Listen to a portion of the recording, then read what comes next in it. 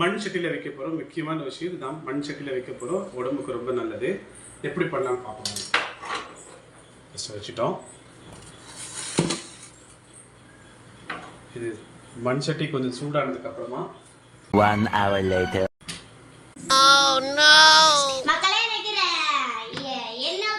ஒரு 2 ஸ்பூன் எண்ணெய் ஊற்றிருக்கேன். அடுத்து கொஞ்சம் வெந்தயம் போட்டுக்கணும். இது வயிற்றுக்கு ரொம்ப நல்லது, டைஜஷனுக்கு ரொம்ப நல்லது. கொஞ்சமாக வெந்தயம் போட்டுக்கலாம். ஒரு 2 ஸ்பூன் வெந்தயம் போட்டுக்கலாம். வச்சு வெந்தயம் 2 ஸ்பூன் வெந்தயம் போட்டிருக்கேன். Few moments later. 2 பல்லு பூண்டு போட்டிருக்கு. அடுத்தது சின்ன வெங்காயத்தை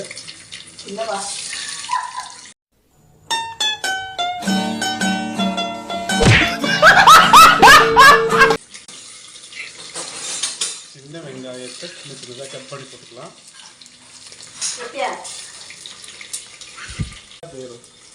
இது ஒரு ட்ரை தான், கடைசியாக அது ப்ளூப்பர் ஆகிடும். 2 கொத்து கருவேப்பிலை பக்கத்து வீட்டில் கேட்டேன், அவங்க கொடுத்துருக்கத பாருங்க. ஒரு மரமே எடுத்து கொடுத்துருக்காங்க. அது ஒரு ஓரமாக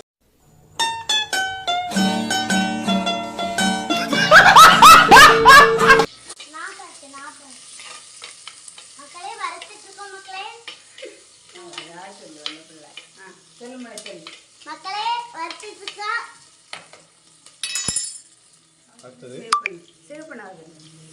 2 பச்சை வெங்காயம். நான் அப்படியே ஷாக் ஆயிட்டேன். லைட்டாக கட் பண்ணி போட்டாச்சு. இப்போ சின்ன வெங்காயமும் பச்சை மிளகாவும் கொஞ்சம் வதங்கிட்டு இருக்க மட்டும் நல்லா பார்த்துக்கோங்க. அடுத்தது தக்காளி, மீடியம் சைஸ் தக்காளியில் 2 தக்காளி போட்டுக்கலாம். ஏற்கனவே மாங்காய் போடும், புளி கரைச்சி 2 தக்காளி 1 போடும்.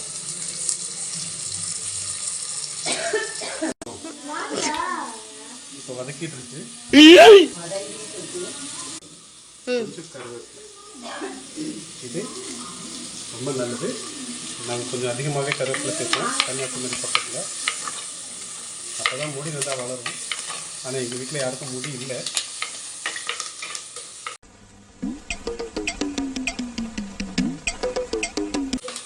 சொல்ல வேண்டியது நம்ம கடமை இல்லை. தக்காளி கொஞ்சம் நல்லா வதக்கிட்டா நல்லாயிருக்கும், டேஸ்ட் நல்லாயிருக்கும். வெங்காயம் தக்காளி, பூண்டு, அந்த வெந்தயம், தக்காளி, சின்ன வெங்காயம், பச்சை மிளகாய் இதெல்லாம் சேர்த்து வதங்கும் போது அந்த ஃப்ளேவர் பார்க்குறதுக்கு ரொம்ப நல்லாயிருக்கும். Few moments later. இது ஒரு எலுமிச்சை சைஸில் புளி கரைச்சி வச்சுருக்கோம். மீன் குழம்புக்கு ரொம்ப முக்கியமே இந்த புளி தான். இது நம்ம நல்லா கரைச்சிட்டு புளி வந்து போன வருஷம் புளி மக்கள் அதனால கொஞ்சம் கரைச்சிட்டு இன்னமும் சொல்லித்தராங்க. புளி ஊற்றிக்கலாம். புளிப்புக்காக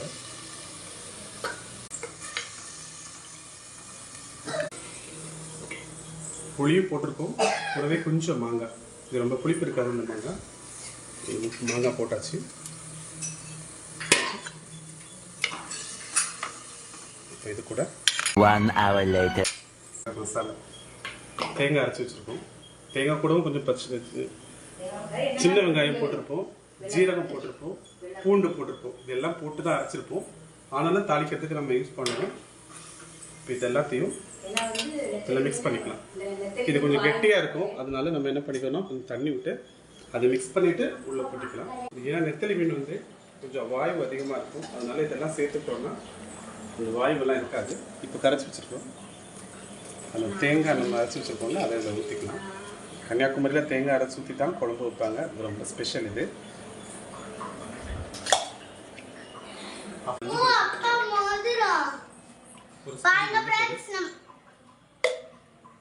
மஞ்சள் பொடி காலி ஆயிடுச்சு மக்களே, பார்த்துக்கணும் வாங்கணும்.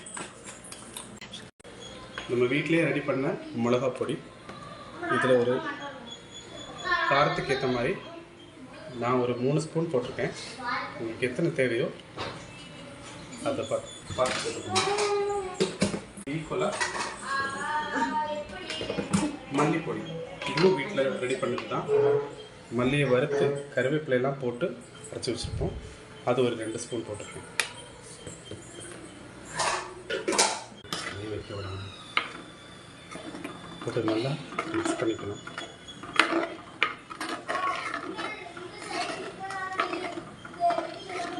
இப்போ இந்த ஸ்டேஜில் பார்க்கும்போது ஒரு ரெட்டிஷான ஒரு கலரில் கிடைக்கும். ஒரு கெட்டியாக இருக்கும் பார்க்கவே.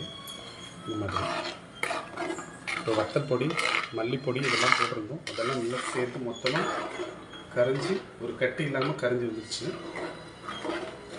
இப்போது தேவையான அளவுக்கு கொஞ்சம் தண்ணி சேர்த்துக்கலாம். 1 hour later. எல்லாமே மிக்ஸ் பண்ணி தேவையான அளவுக்கு தண்ணி ஊற்றி வச்சாச்சு. இனி இதுக்கு தேவையான அளவுக்கு உப்பு போடும். நாங்கள் எங்கள் வீட்டில் எப்போவுமே கல்லுப்பு தான் சேர்ப்போம். மோஸ்ட்லி கல்லுப்பு உடம்புக்கு ரொம்ப நல்லது. அதிகமாக நீங்கள் கல்லுப்பு எடுத்துக்கோங்க, அது ரொம்ப நல்லது. தேவையான அளவுக்கு உப்பு மிக்ஸ் பண்ணிக்கிறேன். இப்போ அதிகமாகிடுச்சான்னு தெரில. உப்பு போட்டுட்டு லைட்டாக உப்பு பார்த்துக்கலாம் எப்படி இருக்குன்ட்டு கரைச்சி விட்டாச்சு உப்பு. Later. மீன் அதுக்கு நம்ம ஆல்ரெடி குழம்பெல்லாம் வச்சு அடுப்பில் மிக்ஸ் பண்ணி வச்சாச்சு. அது கொஞ்சம் கொதிச்சு வரட்டும். அதுக்குள்ளே நம்ம நெத்தலி மீன், ஃப்ரெஷ்ஷான நெத்தலி மீன் நம்ம வாங்கிட்டோம்.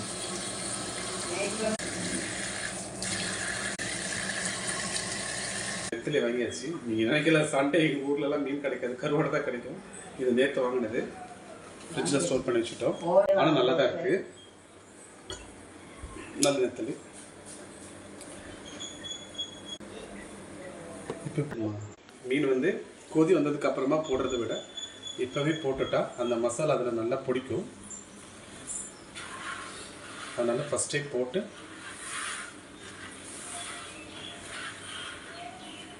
கொஞ்சம் நெத்தலி மீன், அதோட டேஸ்டே சூப்பராக இருக்கும். போட்டாச்சு, ரெடி பண்ணி வச்சாச்சு. மீனும் உள்ள போட்டாச்சு. பொதுவாக கன்னியாகுமரி டிஸ்ட்ரிக்டில் பார்த்தீங்கன்னா மீன் போட்டுட்டு மசாலா எல்லாம் போட்டு எல்லாம் கை வச்சு மிக்ஸ் பண்ணி அதுக்கப்புறம் தான் தூக்கி அடுப்பு வச்சு வேக வைப்பாங்க. ஆனால் கொஞ்சம் டிஃப்ரெண்ட்டாக வெந்தயம் போட்டு அந்த குழம்பு வச்சுருக்கோம். எனக்கு நெத்தலி மீன் வாயுக்காக கொஞ்சம் நல்லா இருக்கும்னு நினைக்கிறோம். எல்லாம் ரெடியாகி வந்ததுக்கப்புறமா டேஸ்ட் பார்த்துட்டு நான் சொல்கிறேன், நீங்கள் பார்த்துக்கோங்க. இப்போது இன்னும் கொஞ்சம் கருவேப்பிலை சேர்த்துக்கலாம். நான் ஏற்கனவே சொன்ன மாதிரி கன்னியாகுமரி டிஸ்ட்ரிக்டில் எல்லாருமே கருவேப்பிலை கொஞ்சம் அதிகமாக எடுத்து போனாங்க. இது ரொம்ப நல்லது உடம்புக்கு, நம்ம தலைமுடிக்கு ரொம்ப நல்லது. ஸோ கருவேப்பிலை எடுத்து போட்டுட்டாச்சு. இப்போ போய் மூடி வச்சுக்கலாம். அது கொதிச்சு வரும்போது அது வெளியில் சிந்தாமல் இருக்கிறது அளவுக்கு நம்ம பார்த்துக்கணும். அவ்வளோதான். இப்போ மூடி வச்சாச்சு, அது கொதிக்கட்டும். இப்போ என்னென்னலாம் எடுத்து நம்ம வச்சோம் கிச்சனில், இதெல்லாம் திருப்பி எடுத்த இடத்துல திருப்பி வைக்கலைன்னா வீட்டிலேருந்து அடி விடுவோம். அதனால எடுத்த இடத்துல திருப்பி வச்சுக்கலாம், அதான் நல்லது. சரி, நான் செவனே தானா போய்க்கிருந்தேன். யாரு வம்பு தும்புக்காச்சும் போனனா? கௌரவம் கௌரவம்னு என் கௌரவத்தையே ஆரம்பிச்சிட்டீங்களா? அதுக்கு ஒரு ஸ்டாண்ட் வச்சிருக்காங்க, அந்த ஸ்டாண்ட்ல தான் வைக்கணும் அப்படின்னு சொல்லியிருக்காங்க. வச்சாச்சு, எல்லாம் வச்சாச்சு.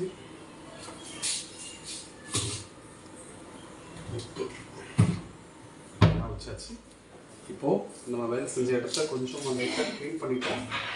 அந்த கிச்சன் நல்லா ஆகிடும். அதனால வீட்டில் சாப்பாடு கிடைக்காது. உங்களை யார் கிச்சன் பக்கம் போக சொன்னாலும் கேட்பாங்க. சரி, ஓகே. எப்படி இருக்குன்ட்டு மீன் குழம்புக்கு சைட் டிஷ் இதுதான். நல்லா பார்த்துக்கோங்க. முட்டை, எங்கள் வீட்டு மொத்தம் 5 பேர். நான் ஒரு முட்டை எக்ஸ்ட்ரா போட்டிருக்கேன். அது ஏன்னா ஆளை பார்த்தா டம்மி பீஸா இருக்க, பயங்கரமான ஆளா இருக்கேடா. ஒரு முட்டை எக்ஸ்ட்ரா போட்டிருக்கேன். மீன் குழம்புக்கு பெஸ்ட் சைட் டிஷ் இதுதான், நல்லா இருக்கும். இப்போ மீன் குழம்பு ரெடி ஆயிடுச்சு. அது எப்படி எடுத்து பார்த்தேன், கொதிச்சிருச்சு. முந்தையே காட்டாது, நானே கொதிச்சு போய் தான் இருக்கேன். பாருங்க, எல்லாருமே கொதிச்சிருச்சு. 1 eternity later. மீன் குழம்புல எல்லாம் கொதிச்சிருச்சு பாருங்க மக்களே. இப்போ வந்துட்டு இது நல்லா வெட்டி முறிஞ்சு காயணும்னு சொல்லுவாங்க. இங்கே நல்லா கொதிக்கணும். மேலே வந்து அந்த ஆடை வரணும், ரெட் கலரில் அந்த ஆடை வந்தால் தான் மீன் குழம்பு ரெடி ஆகிடுச்சுன்னு அர்த்தம். அது வரைக்கும் நல்லா கொதிக்கணும். அப்படி இல்லைன்னா எங்கள் வீட்டில் சண்டைக்கு வந்துடுவாங்க, சாப்பாடு தர மாட்டாங்க. ஏற்கனவே எங்கள் வீட்டில் சாப்பாடு சரியில்லை, அப்படியே ஒருத்தர் சொல்லிட்டு இருக்காங்க. ஸோ இது கொதிக்கட்டும். நான் ரெஸ்ட் எடுக்க போகிறேன். ரெடி ஆயிடுச்சு மீன் குழம்பு. ரொம்ப டேஸ்டா இருக்கு. வாங்க சாப்பிடலாம். எல்லாருக்கும் ரைஸ் போட்டு ஒரு முட்டை, மீன் குழம்பு, ஒயிட் ரைஸ் வச்சு சாப்பிடலாம். மீன் குழம்பு பண்ணிட்டு நீ பண்ணு